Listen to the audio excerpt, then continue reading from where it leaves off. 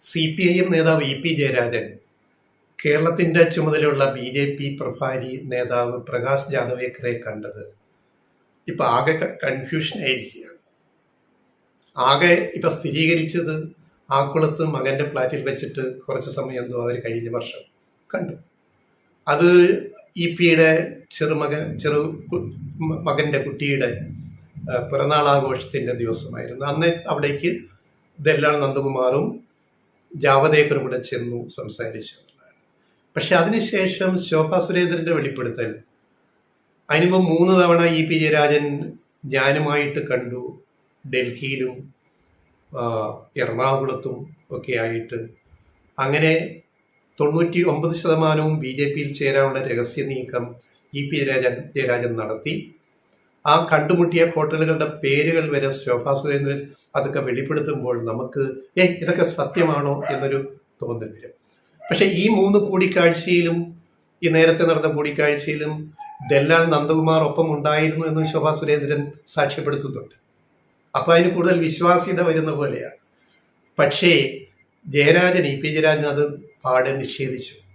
ആക്കുളത്തെ ഫ്ലാറ്റിൽ വെച്ചിട്ടല്ലാതെ ഞാൻ ഈ രണ്ടുപേരെയും, ജാവ്ദേക്കറെയും നന്ദകുമാറിനെയും കണ്ടിട്ടേ ഇല്ല, ശോഭാ സുരേന്ദ്രനെയും ഈ സ്ഥലത്തൊന്നും കണ്ടിട്ടില്ല എന്ന് അദ്ദേഹം പറഞ്ഞപ്പോൾ ഇതിൽ ആരാണ് സത്യം പറയുന്നത്, ആരാണ് കള്ളം പറയുന്നത് എന്നൊരു ചോദ്യം നമ്മുടെ മനസ്സിൽ വരും. അതിന് ഒരു സ്ഥിരീകരണം, ഇതിൽ ഏതാണ് കള്ളം ഏതാണ് സത്യം അതറിയണമല്ലോ. അപ്പൊ ഈ സമയത്ത് ദല്ലാൽ നന്ദകുമാറിന്റെ രംഗത്ത് വന്നിട്ട് അവര് ശോഭാ സുരേന്ദ്രൻ പറഞ്ഞതിനെ തള്ളിപ്പറഞ്ഞു. ശോഭാ സുരേന്ദ്രൻ പറയുന്ന കള്ളമാണ്. ഡൽഹിയിലെ ലളിത് ഹോട്ടലിൽ വെച്ചോ, തൃശ്ശൂർ രാമനിലയത്തിലോ അല്ലെ കൊച്ചിയിലെ വെച്ചോ ഈ 3 തവണയായിട്ട് ശോഭാ സുരേന്ദ്രനും ഞാനും ഇ പിയും തമ്മിൽ ഒരു കൂടിക്കാഴ്ച നടന്നിട്ടില്ല. അത് തെളിയിക്കാൻ ശോഭയെ വെല്ലുവിളിക്കുന്നു. ഒരു തെളിവ് അതിൻ്റെ അകത്തില്ല, നടക്കാത്ത കാര്യങ്ങളാണ്. അതിൻ്റെ അങ്ങനെ ഒരു മീറ്റിംഗ് നടന്നിട്ടില്ല എന്നുള്ള എല്ലാ തെളിവുകളും ഞാൻ തരാം എന്ന് ദല്ലാൽ വിശദീകരിക്കുന്നു. നന്ദകുമാർ പുണ്യവാളനാണെന്നൊന്നും അല്ല ഞങ്ങൾ പറയുന്നത്, പുണ്യവാളനൊന്നും അല്ല ആണോ ഇല്ലോ എന്നൊക്കെ നമുക്കറിയാം. ശോഭാ സുരേന്ദ്രൻ പറയുന്നത് അവര് എല്ലാം സത്യം പറയുന്ന രാഷ്ട്രീയക്കാരെയാണെന്ന് നമ്മൾ വിലയിരുത്തണ്ട. ഇ പി പറഞ്ഞതിൽ കോൺട്രാഡിക്ഷൻ ഉണ്ടെങ്കിൽ അതിൽ കള്ളമേത് സത്യമേത് എന്ന് തിരിച്ചറിയാവുന്നതാണ്.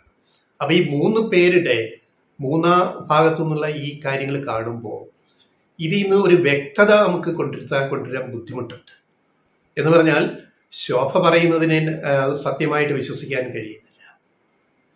എന്നാൽ ഇ പി ജയരാജൻ ജാവ്ദേക്കറെ കണ്ടിട്ടുണ്ട്, കഴക്കൂട്ടത്ത് വെച്ച് കണ്ടിട്ടുണ്ട്, കിഴക്കൂട്ടത്തിനടുത്തുള്ള ആക്കുളത്ത് വെച്ച് കണ്ടിട്ടുണ്ട്.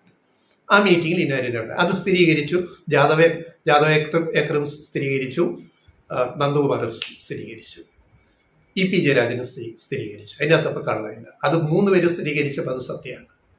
പക്ഷെ മറ്റു 3 മീറ്റിങ്ങുകളെ പറ്റി ദുരൂഹതയാണ്. അത് ഈ ഇലക്ഷൻ സമയത്ത് ഇതെല്ലാം കൂടെ ഇറക്കി വിട്ടിട്ട് ഇടതുപക്ഷത്തെയും പ്രത്യേകിച്ച് CPM-നെയും ഒന്ന് പ്രതിരോധത്തിലാക്കാമെന്നാണ് നോക്കിയത്. പക്ഷെ അത് ഉദ്ദേശിച്ച പോലെ അത് പോളിംഗ് ദിവസം ഫലിച്ചില്ല എന്ന് നമ്മൾ ഇതിനകം തന്നെ കണ്ടതാണ്. ഇനി ജയരാജൻ അതിന് മറുപടി പറഞ്ഞത്, ഞാനെന്തിന് BJP പോകണം, ഞാനിവിടെ പാർട്ടിയുടെ ഒരു പ്രധാന സ്ഥാനത്തിരിക്കുന്നു, പ്രധാന ചുമതല വഹിക്കുന്നു, അങ്ങനെയുള്ള ഒരാളൊരു CPM പ്രവർത്തകനായ ഞാൻ എങ്ങനെയാണ് BJPയിൽ പോവുക, എന്ത് അസംബന്ധമാണ് ശോഭാ സുരേന്ദ്രൻ പറയുന്നത് എന്ന് ഇ പി ജയരാജൻ ചൂണ്ടിക്കാണിക്കുന്നുണ്ട്. അപ്പൊ ഇതിലെ രാഷ്ട്രീയ സത്യസന്ധതയാണ് നമുക്ക് അറിയേണ്ടത്. ശോഭാ സുരേന്ദ്രൻ പറയുന്നത് രാഷ്ട്രീയ സത്യസന്ധതയാണോ? ദല്ലാൽ നന്ദകുമാർ എന്തും പറയട്ടെ, അവരൊക്കെ ദല്ലാളുകളാണ്. ഇനി അവർ പറയുന്നതിൽ സത്യമുണ്ടെങ്കിൽ അത് സത്യവും, കള്ളമുണ്ടെങ്കിൽ അത് കള്ളവും കൂടിയാണ്. പിന്നെ ഇ പി ജയരാജൻ പറഞ്ഞതിൽ സത്യമേത് കള്ളമേത്? ഇവിടെ ഒരു കാര്യം മുഖ്യമന്ത്രി പിണറായി വിജയൻ പറഞ്ഞു, അത് പാർട്ടി നിലപാടാണെന്ന് സംസ്ഥാന സെക്രട്ടറിയും പിന്നീട് വിശദീകരിച്ചു. പോളിറ്റ് ബ്യൂറോ മെമ്പർ കൂടിയായ പിണറായി വിജയൻ പറഞ്ഞത് പാർട്ടിയുടെ നിലപാടാണ്. അതായത് ഇതുപോലെയുള്ള BJPയുടെ പ്രമുഖ നേതാവിനെ ഒരു CPM-ന്റെ പ്രമുഖ നേതാവ് കാണുമ്പോൾ അത് പാർട്ടി അറിഞ്ഞിരിക്കണം എന്ന് പറയുന്നത് സാമാന്യ ബുദ്ധിക്കും യുക്തിക്കും രാഷ്ട്രീയ ധാർമ്മികതയ്ക്കും നിരക്കുന്ന ഒരു കാര്യമാണ്. അത് ചെയ്യാതെ പോയത് വീഴ്ചയാണ് എന്നാണ് മുഖ്യമന്ത്രി പിണറായി വിജയൻ പ്രതികരിച്ചത്. അത് പാർട്ടിയുടെ നയമാണെന്ന് അവർ വ്യക്തമാക്കി കഴിഞ്ഞു, പാർട്ടിയുടെ നേതാക്കൾ. അതേസമയം അത് ഒറ്റയടിക്ക് ഇ പി ജയരാജനെ പാർട്ടിയിൽ ഒറ്റപ്പെടുത്തുന്നതിൻ്റെ ഒരു നീക്കമായിട്ടൊന്നും നമ്മൾ കാണേണ്ടതില്ല. CPM എപ്പോഴും CPM ആണ്.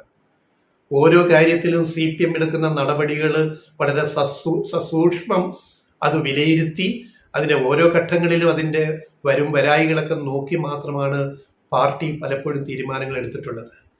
വലിയ നേതാക്കൾ പുറത്താക്കപ്പെട്ടിട്ടുണ്ട്. എത്രയോ നേതാക്കൾ CPM നിന്ന് കേരളത്തിലും ദേശീയ തലത്തിലും അല്ലെങ്കിൽ പഴയ കമ്മ്യൂണിസ്റ്റ് പാർട്ടിയിൽ നിന്ന് പുറത്താക്കപ്പെട്ടിട്ടുണ്ട്, അല്ലെങ്കിൽ സ്വയം രാജിവെച്ച് പോകേണ്ടി വന്നിട്ടുണ്ട്.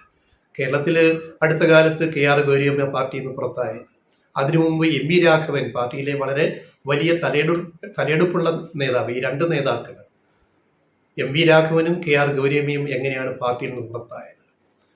അങ്ങനെയുള്ള പല പല ചരിത്രങ്ങൾ പാർട്ടിയുടെ ഈ ഒരു പാർട്ടി ശരീരത്തിൽ ഉണ്ട്. പാർട്ടി ശരീരമാണിത്. ആ ശരീരത്തിൽ എവിടെയെങ്കിലും ഒരു അംഗവൈകല്യം വന്നാൽ അത് മെച്ചപ്പെടുത്തി ഭേദപ്പെടുത്തി ചികിത്സിച്ച് നേരെയാക്കാൻ നോക്കുക, അല്ലെങ്കിൽ അവിടെ സർജറി നടത്തുക, കത്രിക കൊണ്ട് വെച്ച് മുറിക്കുക. അതാണ് പാർട്ടി ശരീരത്തെ എപ്പോഴും ആരോഗ്യമുള്ളതാക്കി നിർത്താൻ സഹായിക്കുക. അക്കാര്യത്തിൽ CPM എടുത്തിട്ടുള്ള നിലപാടുകൾ എപ്പോഴും ചരിത്രപരം തന്നെയാണ്. അപ്പൊ EP ജയരാജന്റെ കേസിലും മാധ്യമങ്ങൾ എഴുതി തുടങ്ങി, ഇതാ EP-യെ പുറത്താക്കും, EP സ്ഥാനങ്ങൾ രാജിവെക്കും, LDF കൺവീനർ സ്ഥാനം രാജിവെക്കും. ഈ മാധ്യമങ്ങളുടെ മാപ്രകളുടെ ഈ കോലാഹലങ്ങൾ നമ്മൾ ഒത്തിരി കണ്ടതാണ്. ഇനി EP മാറണോ വേണ്ടിയോ എന്ന് ഇടതുപക്ഷ മുന്നണി തീരുമാനിക്കും. കൺവീനർ സ്ഥാനത്ത് നിന്ന് LDF കൺവീനർ സ്ഥാനത്ത് നിന്ന് മാറണോ വേണ്ടിയോ എന്നുള്ളത്. പാർട്ടി തലത്തിൽ EP-യുടെ നടപടി വീഴ്ചയാണെന്ന് കണ്ടെത്തിയാൽ പാർട്ടി തലത്തിൽ EP കേന്ദ്ര കമ്മിറ്റി അംഗമാണ്. അവിടെ പാർട്ടി അതിൻ്റെ ഏറ്റവും അധികാരപ്പെട്ട പാർട്ടിയുടെ ഫോറം കേന്ദ്ര കമ്മിറ്റി അതിനെ തീരുമാനമെടുക്കും. അല്ലാതെ ഈ മാധ്യമങ്ങൾ പടച്ചുവിടുന്ന പോലെ നാളെ EP ജയരാജൻ LDF സ്ഥാനം ഒഴിഞ്ഞു, ഞങ്ങൾ പറഞ്ഞത് എത്ര ശരി, എന്തെങ്കിലും കിട്ടാൻ നോക്കിയിരിക്കുക. പിന്നെ പറയും മുന്തിരിങ്ങ പൊളിച്ചെന്ന് പറയും. ചില കുറുക്കന്മാരുടെ നോക്കി നോക്കി ഇങ്ങനെ ചാടിയിട്ട് കിട്ടാൻ ഇപ്പോൾ അത് പൊളിച്ചതാണ്, നിങ്ങൾക്ക് ചാടിയിട്ട് കാര്യമില്ല എന്ന് പറഞ്ഞ പോലെ നമ്മുടെ മാധ്യമങ്ങളുടെ അവസ്ഥയും മാറിക്കൊണ്ടിരിക്കുക. ഈ ബോംബ് കരുതി വെച്ച് ഞങ്ങളൊരു വീഡിയോ നേരത്തെ പറഞ്ഞു, ഒരു 2 ആഴ്ച മുമ്പ് ഇലക്ഷൻ സമയത്ത് ചില ബോംബ് പൊട്ടിക്കാൻ കാത്തിരിക്കുന്നുണ്ട് ചിലര് UDF-ൽ. അങ്ങനെ ചില ബോംബുകൾ വരുമെന്ന് ഞങ്ങളൊരു വീഡിയോയിൽ പറഞ്ഞിട്ടുണ്ട്.